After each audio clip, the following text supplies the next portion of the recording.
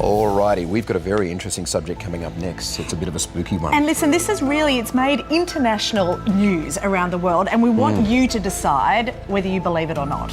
We could well be one of the many media outlets that could be accused of being taken in, you know, maybe a bit of a hoax, but it's an interesting character.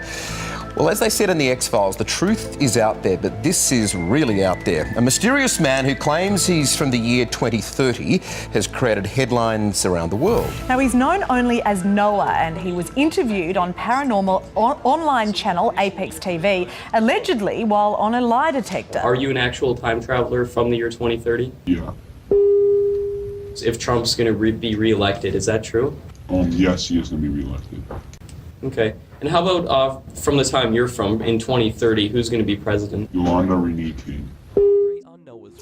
Now, Noah had his wrists x-rayed to show implants he claims are crucial to his time travel, but has refused to allow them to be surgically removed or further examined. So, here we are. Let's cross live now to the man himself. As you can see there, it's an undisclosed location, and we're keeping identity fairly secret there. But Noah, let's say good morning to you. Why are you so worried about people knowing who you are, and don't you think that makes people question your credibility? Yes, it could make people question my credibility, but the reason why I do it for the most part is because the government can't find me, and because people could help them if I showed my face, which would be a major, major bad thing for me. Okay. And as well as the thing, yeah. Continue. So why do you think what do you think that the government would do to you if they found you? Well, I'm pretty sure that they would do horrible things. But what else I would think is that they would, bring me back to my normal time. It's either one. They're both as likely. So that's it's terrifying to me. How did you get here? Well, I was on a mission, and with like a bunch of my coworkers. And one of them did something so bad that we all got fired on the spot, which makes no sense. I know it's one of the most biggest flaws of the story, why the government would have fired us midway through a time that we weren't supposed to be in, but it ended up happening. Okay, so did you get here via some kind of time capsule, as we see in the movies? No. So when I time travel, I put on special clothing, and I'm in this giant dome. And a bunch of electricity is able to transport me. This giant dome is literally in the middle of nowhere. It's a government facility and everything, and it basically. No, it sounds pretty far-fetched. It sounds like rubbish. I know, but that's why I'm trying to at least show as much as proof as possible, like a lie detector, and the thing that's literally in my wrist.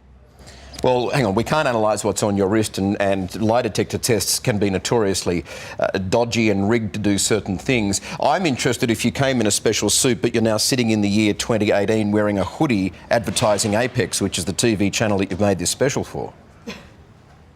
Yeah, but I got this hoodie from Apex TV, and time travelers don't wear suits. They don't wear. We both basically wore like normal stuff. Like we wore like white shirts, white pants, and everything.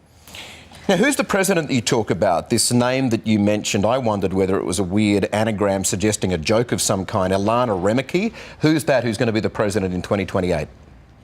I said Yolanda Renee King, and like a lot of people are thinking. Yolanda Renee King. Basically, a lot of people are. She is going to be 21 when she's the president, okay, but that's because Martin Luther King's granddaughter, right? Yeah.